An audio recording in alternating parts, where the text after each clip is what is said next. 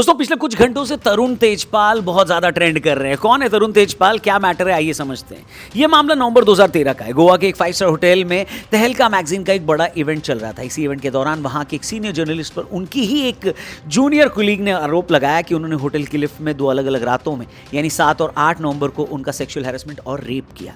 जब यह मामला सामने आया तो पूरे देश में तहलका मच गया, क्योंकि वो जर्नलिस्ट खुद महिलाओं के अधिकारों और भ्रष्टाचार के खिलाफ एक बड़ी आवाज माना जाता था।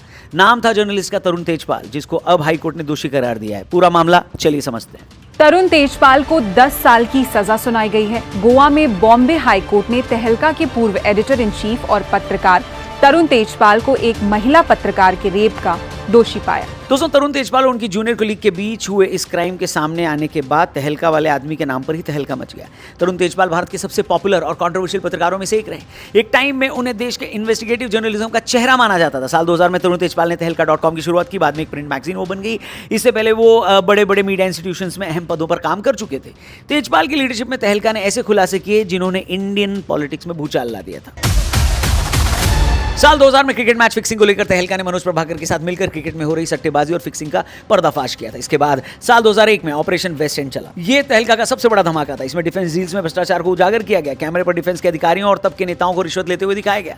इसके कारण ही तब के रक्षा मंत्री को इस्तीफा देना पड़ा था। उनकी मैगजीन ने भारत में इन्वेस्टिगेटिव जर्नलिज्म की नींव रखी थी। तेजपाल पर 2013 में ये जो सेक्सुअल असॉल्ट और रेप का केस सामने आया, उस टाइम के जर्नलिज्म को यह सबसे बड़ा झटका था।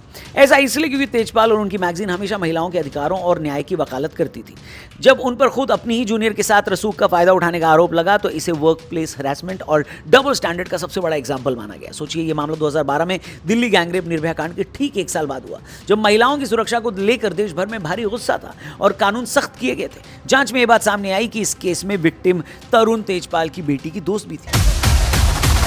यह मामला तब सामने आया जब विक्टिम ने 18 नवंबर 2013 को तहलका मैनेजमेंट की तब की मैनेजिंग एडिटर शोमा चौधरी को ईमेल के जरिए इसकी जानकारी दी। मामला सामने आने के बाद तेजपाल ने इसे बैड लैप्स ऑफ जजमेंट यानी निर्णय लेने में एक बड़ी चूक बताते हुए 6 महीने के अंदर अपने पद से इस्तीफा दे दिया। इसके बाद गोवा पुलिस ने सुमोटो लेते हुए एफआईआर दर्ज की। इस मामले में प्रोसिक्यूशन ने 2846 पन्नों की चार्जशीट दायर की, जिसमें कई अहम सबूत भी शामिल थे। सबसे बड़ा सबूत तेजपाल के विक्टिम और मैनेजमेंट को भेजा गया ईमेल था। बॉम्बे हाईकोर्ट ने इसे एडमिशन ऑफ गिल्ट माना। हाईकोर्ट ने साफ किया कि विक्टिम अपनी गवाही पर पूरी तरह से कायम थी और प्रोसिक्यूटर ने हर उचित संदेह से परे जाकर यानी बियॉन्ड रीजनेबल डाउट अपना मामला साबित किया। कोर्ट ने इस बात को माना कि विक्टिम के बयान को किसी और गवाही से प्रूव करने की जरूरत नहीं थी। इंसिडेंट लिफ्ट के अंदर हुआ था, इसलिए लिफ्ट के बाहर की सीसीटीवी फुटेज और दोनों साइड्स के बीच हुए इलेक्ट्रॉनिक कम्युनिकेशन को सबूत के रूप में अदालत में पेश किया गया। चार्जशीट में गवाहों के बयान और क्राइम के तुरंत बाद विक्टिम की मेंटल स्टेट को दर्शाने वाले सबूत भी पेश किए गए। दोस्तों इस बात पर गौर करिएगा कि निचली अदालत ने साल 2021 में सबूतों के अभाव में तरुण तेजपाल को इस मामले से बरी कर दिया था। इस केस में 2 अदालतों के नजरिए में बहुत बड़ा अंतर देखने को मिला, जो पूरे देश में तहलका मचा रहा है। निचली अदालत ने मई 2021 में गोवा की ट्रायल कोर्ट में तेजपाल के सबूतों के अभाव का हवाला देते हुए उसको बरी कर दिया। ट्रायल कोर्ट ने विक्टिम के क्राइम के बाद के बिहेवियर पर सवाल उठाए थे और कहा था कि वो एक एलिजिड रेप विक्टिम की तरह बर्ताव नहीं कर रही। बॉम्बे हाईकोर्ट ने अब इसी बात पर एक सख्त स्टेटमेंट दिया है। हाईकोर्ट ने निचली अदालत के फैसले को प्रिजर्व करार दिया।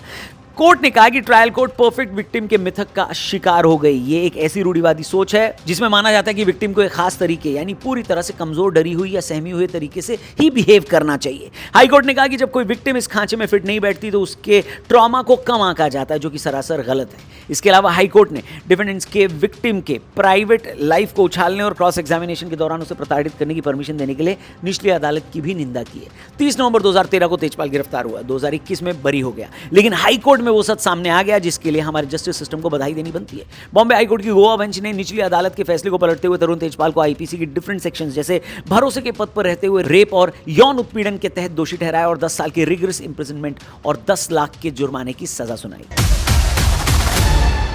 दोस्तों इस ऐतिहासिक फैसले को सुनाने वाली बेंच में जस्टिस डॉक्टर नीला गोखले और जस्टिस अमित एस जामसांडेकर शामिल थे। इस 81 पन्नों की जजमेंट को जस्टिस नीला गोखले ने लिखा था। इस मामले में डिफेंडेंट्स ने विक्टिम से 18 तारीखों पर करीब 1000 पन्नों की लंबी और थका देने वाली क्रॉस एग्जामिनेशन की थी। इसमें विक्टिम की प्राइवेट लाइफ और सेक्सुअल हिस्ट्री को लेकर बेहद अपमानजनक सवाल भी पूछे गए थे। हाईकोर्ट ने निचली अदालत के जज पर हैरानी जताते हुए कहा कि आश्चर्यजनक है कि ट्रायल कोर्ट साइलेंट स्पेक्टेटर बनी रही और उसने बचाव पक्ष को विक्टिम को असॉल्ट और अपमानित करने की खुली छूट दे दी। हाईकोर्ट ने तल्ख कमेंट करते हुए कहा कि अदालत की कार्रवाई देखकर ऐसा लग रहा था जैसे मुकदमा आरोपी पर नहीं बल्कि खुद विक्टिम पर चल रहा हो।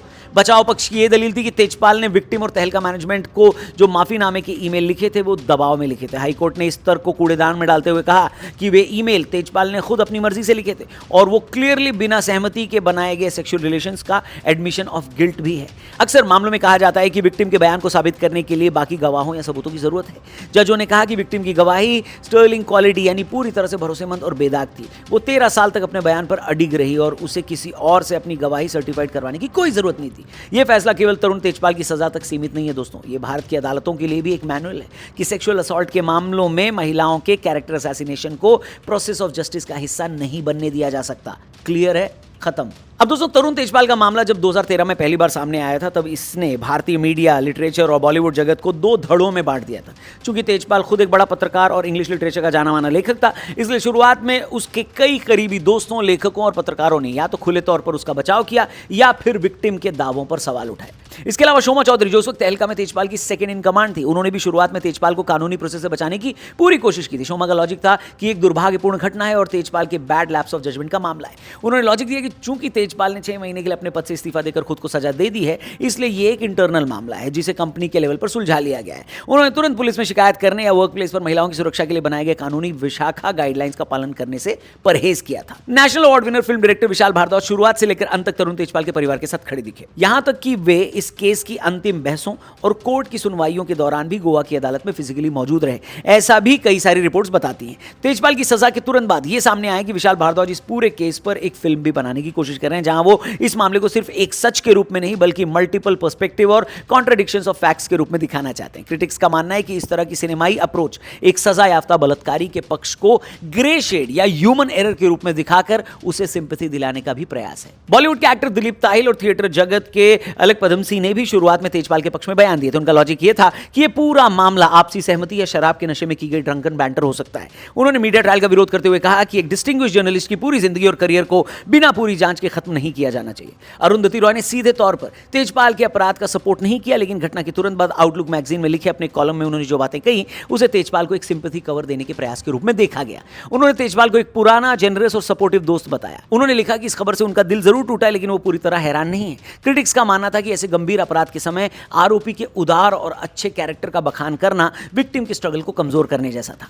नवंबर 2013 में जब यह मामला सामने आया तब एड गुरु प्रहलाद कक्कड़ ने प्रोमिनेंट टीवी चैनलों के पैनल डिस्कशन में तेजपाल का बचाव किया था। कक्कड़ ने विक्टिम की शिकायत करने की टाइमिंग और उनके बिहेवियर पर सवाल उठाए। उनका तर्क था कि पीड़िता ने तुरंत पुलिस में शिकायत क्यों नहीं की। उन्होंने इसे वर्क प्लेस पर एक कंसेंशुअल इक्वेशन का ऐसा मामला बताने की कोशिश की जो शायद शराब के नशे में गलत दिशा में चला गया हो। उनका पूरा फोकस तेजपाल को एक बलात्कारी मानने की बजाय एक ऐसे व्यक्ति के रूप में पेश करने पर था जिससे नशे में कोई बड़ी भूल हो गई हो। दोस्तों, ऐसे ही कांग्रेस के नेता मनीष तिवारी ने 3 सितंबर 2021 को तेजपाल की नई किताब एनिमल फार्म का टीजर शेयर करते हुए एक ट्वीट किया।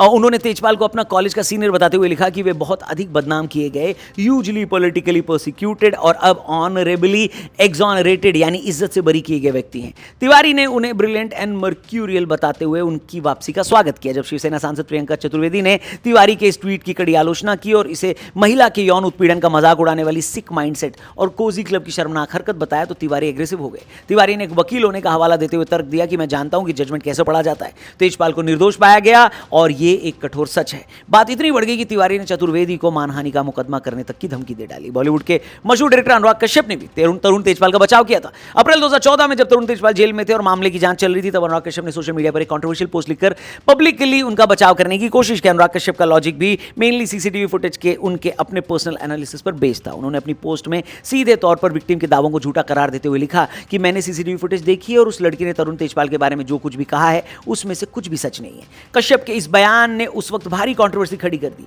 उनके स्टैंड की मीडिया, महिला अधिकार कार्यकर्ताओं और उनके अपने कई फैंस ने कड़ी आलोचना की। लोगों का मानना था कि अदालत की कार्रवाई पूरी हुए बिना केवल लिफ्ट के बाहर की फुटेज देखकर ये एक यौन उत्पीड़न की पीड़िता को पब्लिकली झूठा ठहराना बेहद इनसेंसिटिव था। जब इस कंट्रोवर्सी के बाद मीडिया ने उनसे क्लैरिफिकेशन मांगना चाहा तो उन्होंने कोई सीधा जवाब नहीं दिया और जवाब के लिए अवेलेबल नहीं रहे। अनुराग कश्यप का यह बचाव भी उसी परफेक्ट विक्टिम वाली मानसिकता का हिस्सा था जिसका बॉम्बे हाई कोर्ट ने बाद में कड़ा विरोध किया, जहां रसूखदार लोगों ने फुटेज में पीड़िता के हाव भाव को ही अपने हिसाब हिसाब से तौलकर उसकी पूरी आप बीती को ही कटघरे में खड़ा कर दिया था। अब दोस्तों, जब किसी आदमी के पीछे इतनी बड़ी लुटेंस की लॉबी खड़ी हो, इतने रसूखदार लोग खड़े हो, तो उसकी आवाज में जो रौब होना चाहिए वही तरुण तेजपाल में दिखा। फैसला आने के बाद उसने खुद को उमर खालिद और शर्जील इमाम से जोड़ते हुए बोल दिया कि जैसे वो जेल में हैं वैसे ही अब उनको भी जेल में रहना पड़ेगा। इतना ही नहीं, इसने ये भी बोला कि इसके पक्ष में जितने सबूत हैं इसको तो 10 बार बरी हो जाना चाहिए था। अब कई पॉलिटिकल एक्सपर्ट्स ये कह रहे हैं कि तरुण तेजपाल का मामला लुटेंस मीडिया और बॉलीवुड के एलीट वर्ग के आइडियोलॉजिकल हिपोक्रेसी का सबसे नंगा सच है।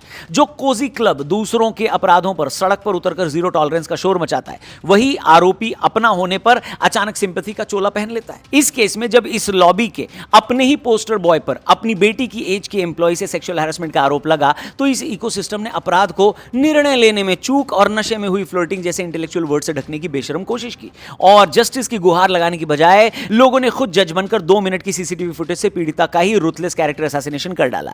इन्होंने परफेक्ट विक्टिम का नैरेटिव गढ़ा कि पीड़िता फटे कपड़ों में रोती हुई क्यों नहीं दिखी है? तेजपाल ने खुद अपराध को कबूला। इसके बावजूद बचाव पक्ष ने पीड़िता के सेक्सुअल हिस्ट्री और प्राइवेट लाइफ को मीडिया में गॉसिप बना दिया। इनका सिलेक्टिव आउटरीच इतना जहरीला है दोस्तों कि वे अपनी ही आइडियोलॉजिकल मीडिया में गॉसिप बना दिया। तहलका मैनेजमेंट ने तो इसे महज इंटरनल मामला बताकर रफा दफा करने की साजिश भी रची।